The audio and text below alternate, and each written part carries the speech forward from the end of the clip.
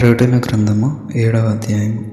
అటు తరువాత భూమి యొక్క 4 దిక్కులలో 4 దేవదూతలు నిలిచియుండి, భూమి మీదనైనను సముద్రము మీదనైనను ఏ చెట్టు మీదనైనను గాలి వేచకుండానట్లు భూమి యొక్క 4 దిక్కుల వాయువులను పట్టుకొని ఉండగా చూచితిని.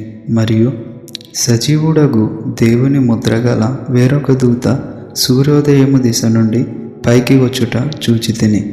భూమికిని సముద్రమునకును హాని కలుగజేయుటకే అధికారము పొందిన ఆ 4 దూతలతో ఈ దూత, మేము మా దేవుని దాసులను వారి నొసళ్ళయందు ముద్రించు వరకు భూమికైనను సముద్రమునకైనను చెట్లకైనను హాని చేయవద్దని బిగ్గరగా చెప్పెను. మరియు ముద్రింపబడిన వారి లెక్క చెప్పగా వింటిని. ఇశ్రాయేలీయుల గోత్రములన్నిటిలో ముద్రింపబడిన వారు 144,000 మంది. యూదా గోత్రములో ముద్రింపబడిన వారు 12,000 మంది. రూబేను గోత్రములో 12,000 మంది. గాదు గోత్రములో 12,000 మంది. ఆషేరు గోత్రములో 12,000 మంది. నప్తాలి గోత్రములో 12,000 మంది. మనష్షే గోత్రములో 12,000 మంది. సిమియోను గోత్రములో 12,000 మంది. లేవి గోత్రములో 12,000 మంది. ఇష్మాకారు గోత్రములో 12,000 మంది. జెబులూను గోత్రములో 12,000 మంది. యోసేపు గోత్రములో 12,000 మంది. బెన్యామీను గోత్రములో 12,000 మంది ముద్రింపబడిరి.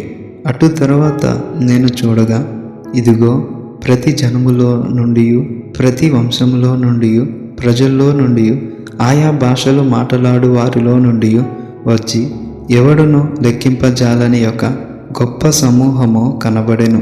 వారు తెల్లని వస్త్రములు ధరించుకున్న వారే, ఖర్జూరపు మట్టలు చేత పట్టుకొని సింహాసనము ఎదుట గొర్రెపిల్ల ఎదుటను నిలువబడి, సింహాసనాసీనుడైన మా దేవునికిని గొర్రెపిల్లకును మా రక్షణకే స్తోత్రమని మహాశబ్దముతో ఎలుగెత్తి చెప్పిరి. దేవదూతలందరూ సింహాసనము చుట్టూను పెద్దల చుట్టూను ఆ 4 జీవుల చుట్టూను నిలవబడి ఉండిరి.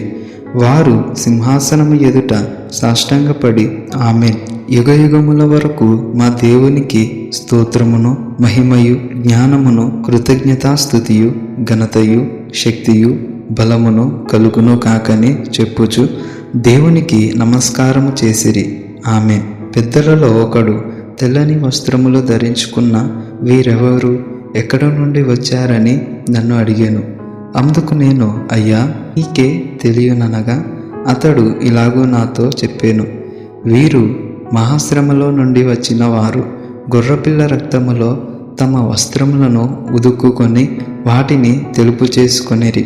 అందువలన వారు దేవుని సింహాసనము ఎదుట ఉండి రాత్రింబగళ్ళు ఆయన ఆలయములో ఆయనను సేవించుచున్నారు. సింహాసనాసీనుడైన వాడు తానే తన గుడారము వారి మీద కప్పును.